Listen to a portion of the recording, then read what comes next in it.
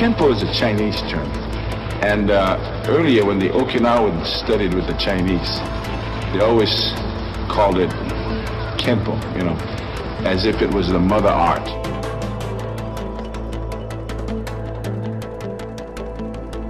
The thing that's special about this is here, the first Americanized version that's been introduced to the American public. Heretofore it's been Okinawan systems, Japanese systems, Chinese systems. But as a street fighter in Honolulu, I realized that some of the things that they're trying to promote in terms of actual working movements really was not very practical. So I had to kind of revise, create, add to the system so that it was geared for the type of fighting we found in our environment.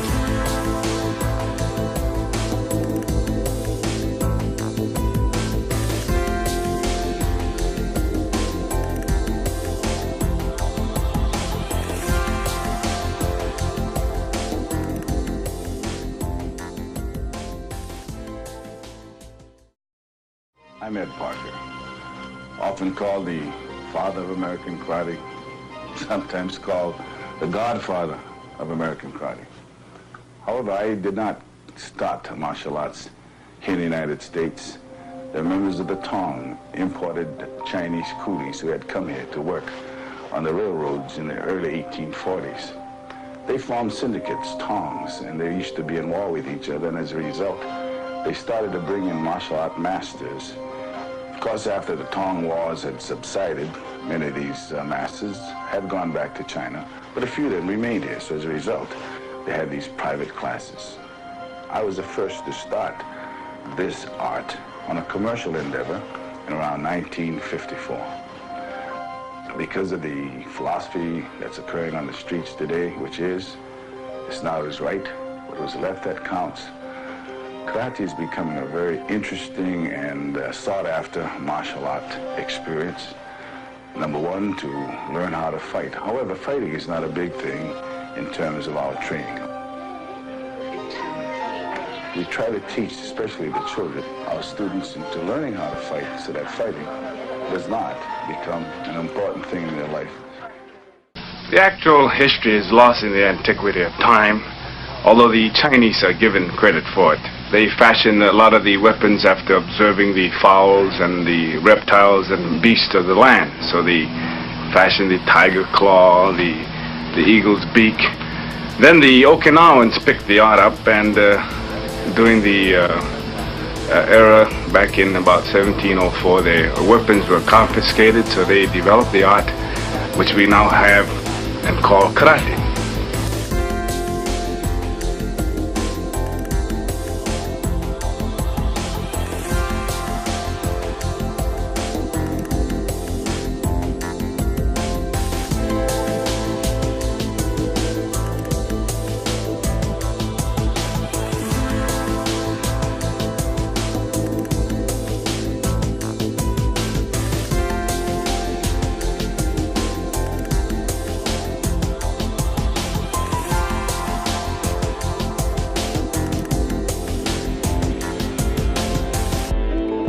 I was kind of a naughty kid, you know, in class.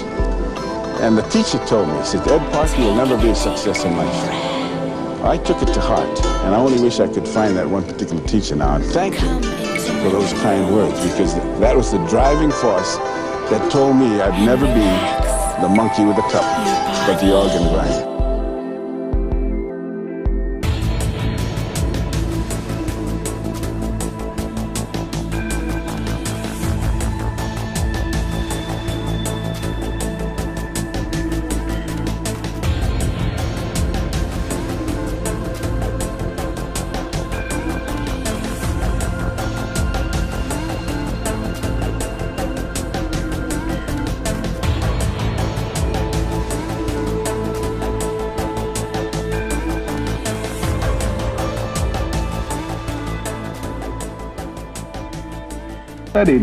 I studied Kenpo, but the man I studied with was an extremely interesting guy, because although he had studied from his father and picked up knowledge and swapped it with other people, he came to the realization that much of what was taught in the Orient though it was very inclusive, wasn't yet rearranged to suit modern day context.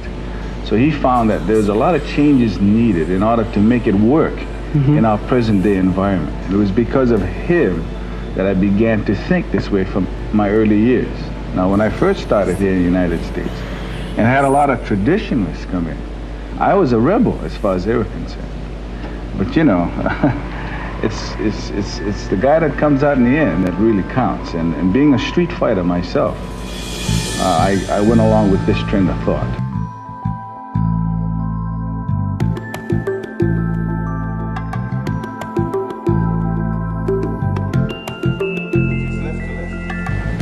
I feel that most of your Japanese and Okinawan systems are more linear or angular in their motions.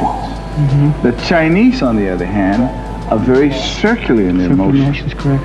But you have to have a combination of both. Like you have to have good feet, you have to have good hands. Like you use linear moves, you've got to learn to use circular moves and combine them. Because I feel that when you just strictly use linear moves, it's just like learning to print the alphabet. After you learn to print, what do? You learn how to write in script. Simplest way to, and that's the script has a composition of both linear and circular movements. And that's why it keeps flowing, like your stuff. I mean, your stuff is the script writing of the arts, not print writing, you see.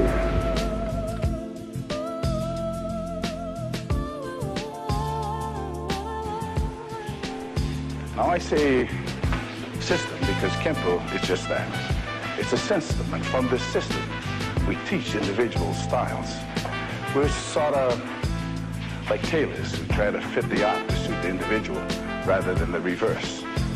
What makes us unique? We're practical. We're not classical. We teach how to combat things that occur on today's street. We teach linear as well as circular movements. Movements that will be helpful and practical, not against one individual, but several individuals as well. That is the essence of Kenpo. Complete motion, complete movements, all concepts involved to cope with the fighting found on our streets today.